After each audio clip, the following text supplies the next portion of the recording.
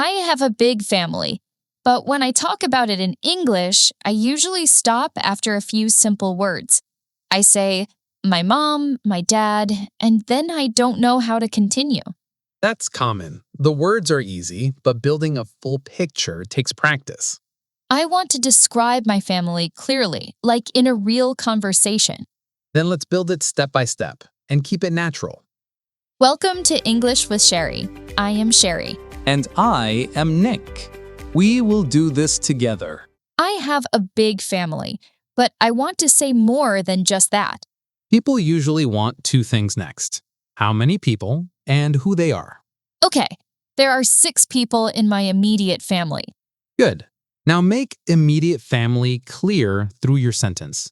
There are 6 people in my immediate family. My parents and 4 children. Include yourself so it sounds complete. My parents and 4 children, including me. Now your position. I am the second oldest. Or you could say second child. Which one do you prefer? Second oldest sounds clearer. It shows order more clearly, especially in bigger families. So, I have a big family. There are 6 people in my immediate family. My parents and 4 children, including me. I am the second oldest. Now it sounds like a real answer someone can understand quickly. Yes, it feels more complete. Now I want to describe my parents. Go ahead, jobs are a good starting point. My mom is a teacher and my dad works in business. Try combining that into one smooth sentence. My mom is a teacher and my dad works in business. Now imagine you keep talking. Do you want to repeat my mom and my dad? Probably not. It sounds repetitive. Then switch to she and he. She is a teacher and he works in business. That helps your speech flow better. Now I want to say something about our relationship. That's important. People often care more about relationships than jobs. We are very close. Add how you stay close. We talk every day. Now add a contrast to make it more interesting. We are very close, but we live far apart. Good. Now connect all 3 ideas. We are very close, but we live far apart. So we talk every day. That sounds like natural conversation. It feels more real, not just information. That's because you're connecting ideas. Now I want to compare big family and small family. That's a natural direction. People often compare. I have a big family, but my friend has a small family. Add details so the listener can picture it. My friend has a small family. There are only 3 people in her family. Now compare experience, not just numbers. In a big family, there are more people to talk to, but in a small family, it is quieter. Which do you prefer? I like having a big family because we are never lonely. That sounds natural. Now turn it into a question. Do you have a big family or a small family? Add one more follow-up. How many people are in your family? And if you don't understand the answer, I can say, can you repeat that? Or just, how many? short questions are very useful in real conversations. Now I want to use family members. Try it. I have many family members. How is that different from people in my family? I think people in my family means immediate family, and family members includes everyone. Yes, extended family too. So grandparents, aunts, uncles, cousins, all are family members. Exactly. Then I can say, I have many family members and many relatives. What's the difference? Relatives focuses more on extended family. Good. Now use both naturally. I have many family members and many relatives. We usually get together on holidays. Add one more detail. We have a family reunion every year. Now add contrast again. During the year, we live far apart, so we stay in touch. How? We stay in touch by video call. Now put everything together. I have a big family. There are 6 people in my immediate family. My parents and 4 children, including me. I am the second oldest. My mom is a teacher and my dad works in business. We are very close, but we live far apart, so we talk every day. I have many relatives. We usually get together on holidays. We have a family reunion every year. But during the year, we stay in touch by video call. That sounds like a complete natural description. Yes, now I can continue instead of stopping. Let's go deeper into brothers and sisters. Okay, now I want to explain my brothers and sisters clearly. Good. This is where conversations usually become more detailed. I can say, I have two brothers and one sister. That's clear, but people usually want more detail, older or younger. Right. I have one older brother, one younger brother, and one younger sister. Now the listener can picture your family structure. I also hear people say siblings, Yes, siblings means brothers and sisters together. so I can say I have three siblings. Then you can explain. I have three siblings, two brothers, and one sister. That's a common pattern. But what if I don't have siblings? Then say, I am an only child. I am an only child. That sounds natural. People often ask about that. Like, do you like being an only child? Yes, or they compare it to having siblings. So I can say, I am an only child, so I don't have siblings, or I have siblings, so I'm never alone at home. That's a useful contrast. Now let me compare. In a big family, you have many siblings. You can talk and play together, but if you are an only child, it is quieter. Which situation do you think is easier? I think both have advantages. Explain.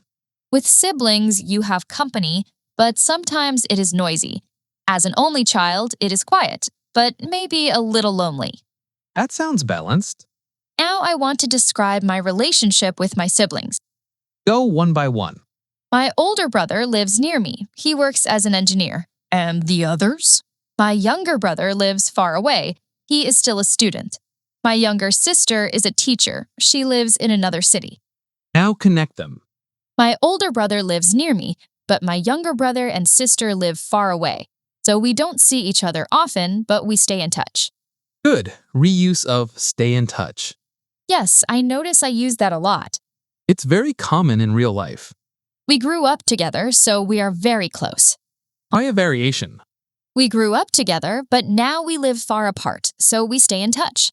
That shows time change. What if I don't understand someone's answer? Give me an example. Someone says, I have two siblings. I can say, do you mean brothers and sisters? Yes, that's a natural clarification. Or I can say, I didn't catch that. Can you say that again? Both work. Let me try a full conversation. Do you have any siblings? Yes, I have two sisters. Are they older or younger? Both are older. What do they do? One is a doctor and the other works in business. Where do they live? They live in Chicago. Are you close? Yes, we are very close. We talk every week. That feels natural. I can continue easily. You are asking, listening, and building.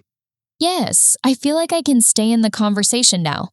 Let's expand to grandparents and extended family. Okay, now I want to talk about grandparents and older generations.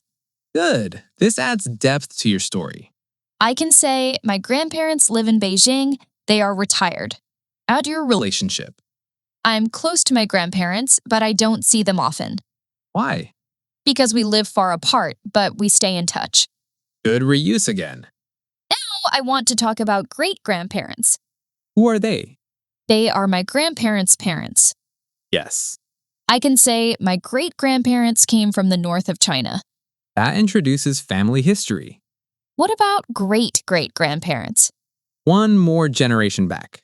I can say I don't know much about my great-great-grandparents. That sounds natural. Let me connect generations.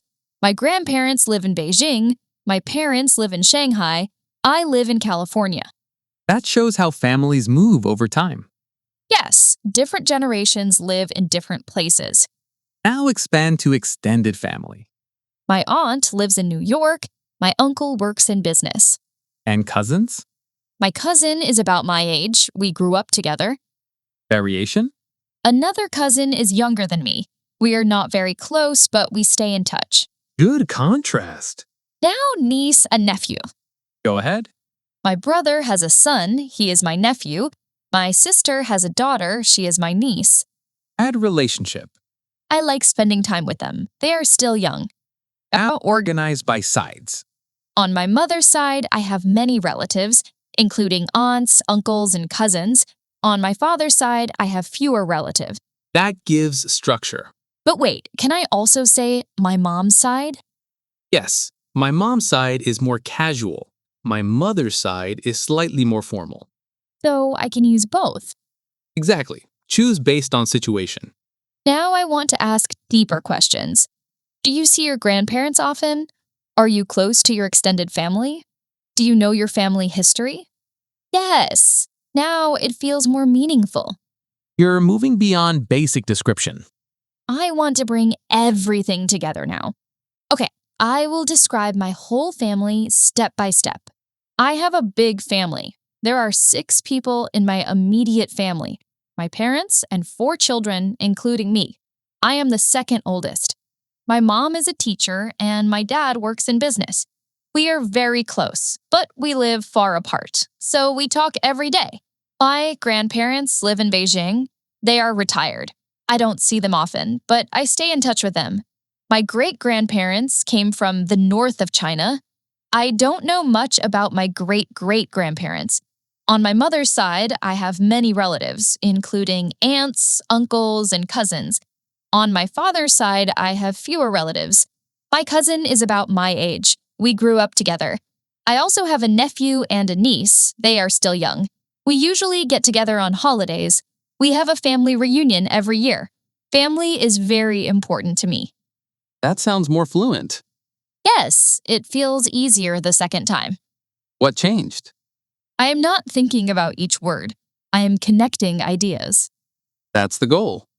Before, I only said my mom and my dad, and I stopped. And now? Now I can talk about my whole family, immediate family, extended family, different generations, relationships, and I can ask questions too. That changes the conversation. Before, I only knew a few words. Now I can talk about my whole family. That is your progress. Thank you for listening to English with Cheri. If you are still listening, you are already improving. Small steps every day. See you next time.